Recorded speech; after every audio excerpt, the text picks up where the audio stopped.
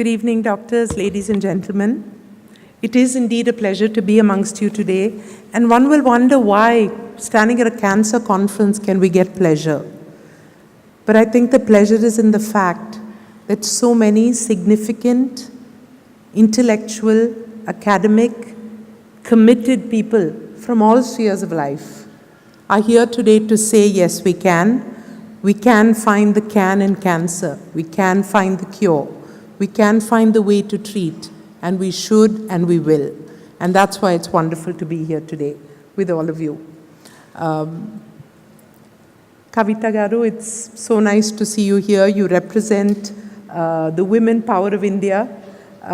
You are clearly a leader, and in the brief time we were discussing it, she's already made a commitment to say, let's launch a major prevention and awareness campaign. So that's truly the way to go. Thank you so much. Manisha, you are indeed a role model, an epitome of beauty and grace, and you showed that beauty and grace in the way you fought and in the way you survived, and show yourself up as a role model to others, giving courage, giving hope, and making sure that everyone can say, yes, we can, with a smile. Thank you for being here to represent all survivors all over the country and all over the world. Dr. Akila, as was rightly observed, it's great to see women in leadership, and you are as a role model. When I acknowledge Dr. S.V.S.S. Prasad, Dr. Vijayanand Reddy, and other significant doctors in the audience, Dr. Noori, Dr. Stumpf, I can see many of you here, and so many who I'm not personally naming, but I do want to thank and to acknowledge. Acknowledge for your leadership, acknowledge for your commitment, acknowledge for your passion, your caring, and your selfless ability to teach and learn. Dr. Vijayanand Reddy, who has been putting this conference together year on year, getting bigger and better, has always been struck and continues to have deep conversations with me on the extent and the impact of this really major, horrific problem. And then we finally said, yes, while the movies continue to play sad and scary music whenever one of their heroes gets cancer or some character, it's like the end has begun. I want the world to know that there are crusaders like him and many others who want to change this into a positive outcome. And there is one thing that we can do. We buy the equipment at Apollo. We continue to put the processes. We share the knowledge. We create whatever we can in terms of infrastructure. But the biggest player in the battle against cancer, and the battle is huge. And after I tell you how big the battle is, then I'll tell you who's the biggest player. As many as 1,300 patients die every single day in India. 1,300 patients a day die due to cancer. For every 2 women diagnosed with breast cancer, 1 woman dies. And the statistics is similar for cervical cancer. The problem is large. And what makes the incidence of cervical cancer death so sad is that abroad, in America, you hardly lose a woman for cervical cancer. Let this data sink in. According to the National Cancer Registry, 1 in 8 Indian men and 1 in 9 Indian women will succumb to some form of cancer in their lifetime. And India is likely to have 17 lakh new cases diagnosed every year of cancer. So these are significant numbers. The problem is large. And finally, according to WHO's report on India, lung, oral, lip, throat, and neck cancers are among the most common. And these, 90% of them are preventable simply by stopping the chewing of tobacco, the smoking of cigarettes. And this is where I'm coming to of the point. In this huge battle, the major doctors can do outstanding things. Public figures can talk. Organizations like Apollo can create the infrastructure.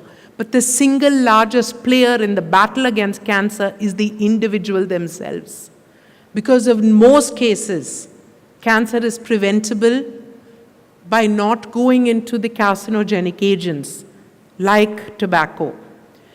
In most of the cases, cancer is 100% curable if detected early, and that means early screening, early detection. And therefore, I have only one single major message to give everybody, that in this huge battle, please don't be afraid of cancer, only be afraid of finding cancer late, because that's when it becomes insurmountable. The best of technology and the best of people can sometimes not help if you come in late. So please, in every way possible, let us as a society promote early detection and screening.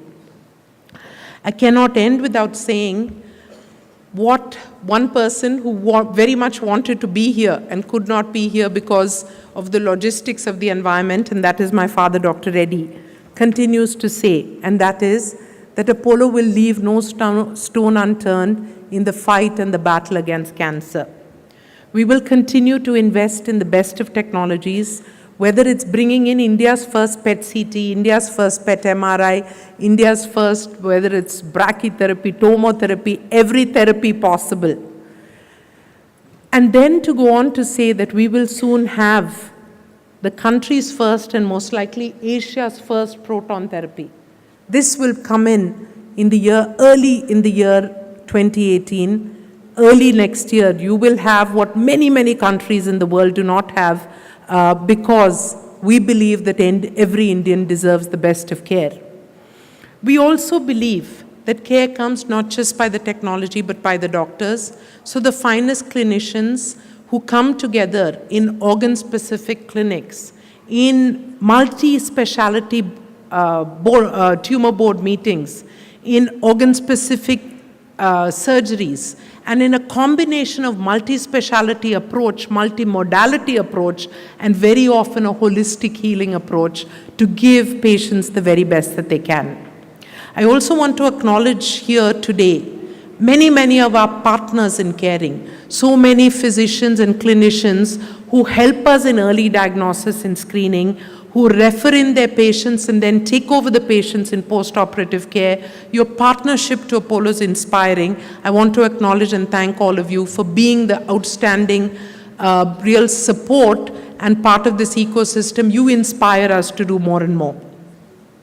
I want to really end by saying that I think we should not lose this opportunity that India has to reverse the potential disaster that NCD can bring upon us. Non-communicable disease, India 2 years ago, the balance shifted from having a majority of communicable disease, we now have the majority of non-communicable disease. Between cardiac problems which come to Indians earlier than their Caucasian counterparts, between others who seem to, other ailments, cancer is one of the largest in the non-communicable disease. And as of a WHO and BCG report, the burden of non-communicable disease will be $7 trillion by the year 2025 if left unchecked in the current way.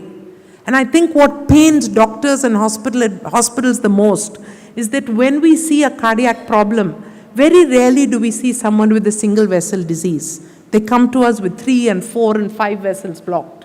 Very rarely do we see a first stage cancer.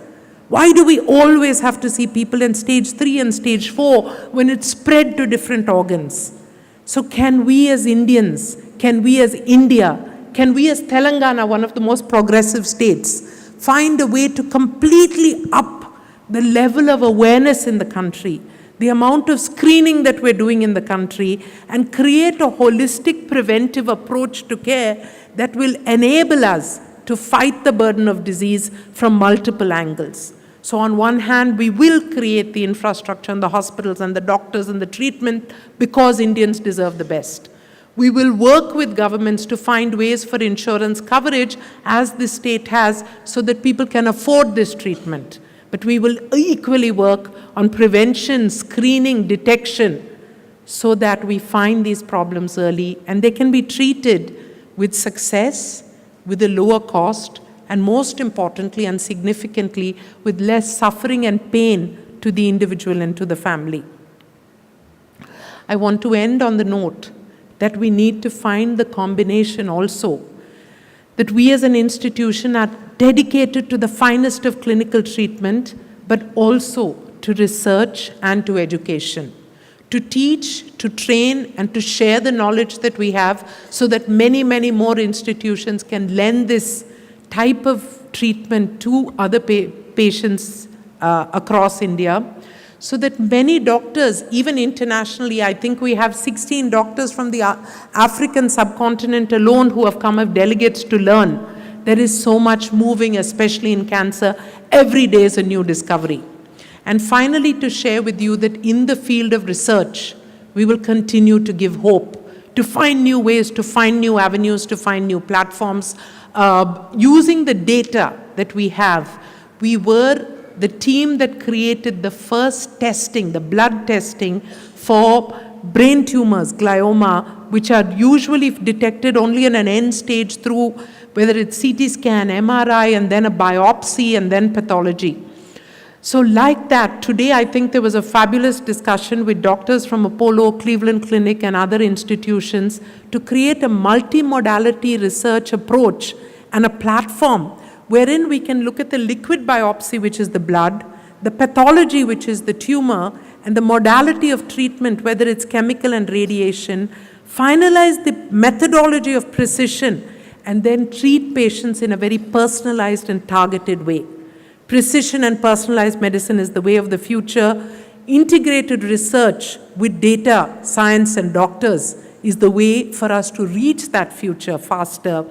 And a commitment and a dedication and an empathy towards our patients is really what will make all this meaningful and worthwhile. I want to congratulate each one of you. I want to thank every one of you who have had this role.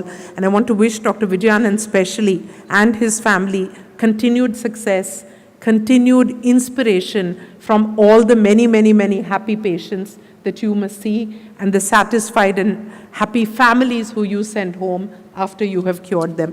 Thank you all very, very much. Namaste and good evening.